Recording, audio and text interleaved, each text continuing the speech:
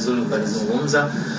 Ni vizuri ukaziachia mamlaka ambazo zina mandate na hilo zije kupokea na kulitolea maelezo. Na ndio maana kasema kwamba kwa haya ambayo aliyokuja nayo sisi kama bodi yani wajibu wetu ni kupokea na kuwasilisha kwenye mamlaka husika. Kwa hiyo nisingetamani tena mimi nimtumiwa alafu tena hapa naanza tena, hapana. Hiyo kwa maana ya kiuongozi, kwa maana ya utawala bora, ni jambo ambalo linakosa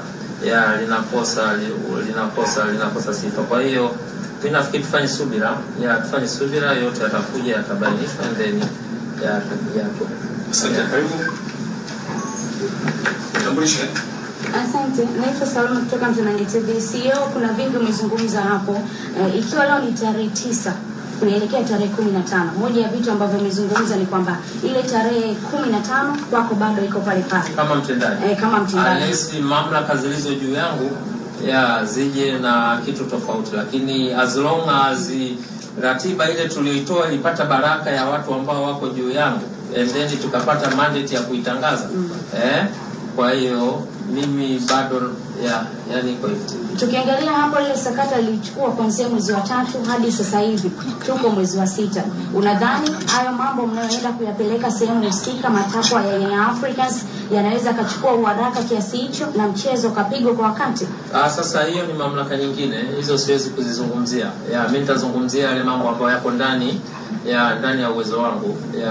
Yale ambayo yote yako ndani ya uwezo wangu, kwa kweli nitakuwa siwatendee haki kuwasemea na kuwazungumzia. Pale muda utakapotoka yakishawasilishwa, mimi nafikiri wao wenyewe watakuwa wako tayari kujitokeza kama ambavyo hapa najitokeza na kuweza kuyazungumzia. Kwa hiyo tufanye subira. Tutapokea maswali matatu ya mwisho. Karibu. Yes. Mimi naitwa Aljawadi kutokea Ayoma Media.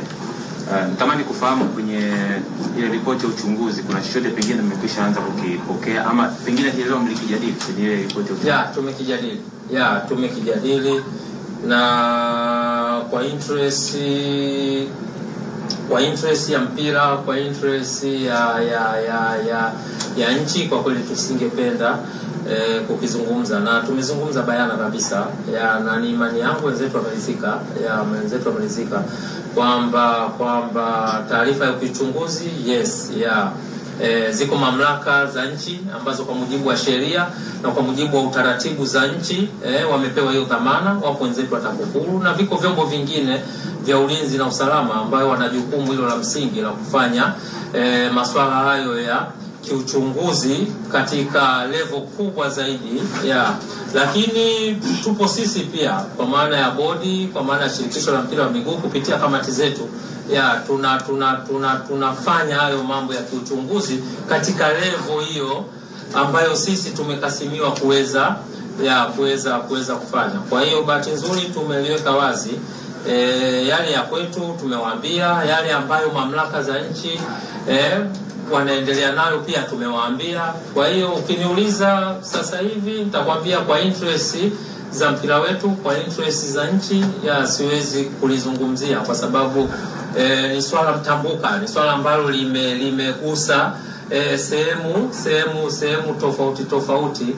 Kwa hiyo kwa mamlaka sisi tuliopewa kuna vitu ambavyo kiukweli kabisa hatuwezi tukavizungumza public. Kwa hiyo unless otherwise labda wenye mamlaka ambao wamepewa kikatiba, kinchi na vitu vya. Kwa hiyo hilo ilikuwa ni sehemu ya agenda, tumelizungumza na ni imani yangu kwa jinsi mjadala ulivyokuwa wameelewa na wameridhika kwa kile ambacho tulichoeleza kuhusiana na swala hilo la uchunguzi. Kwa shimana mtendaji kuelezea hapo kwamba taratibu lakini bado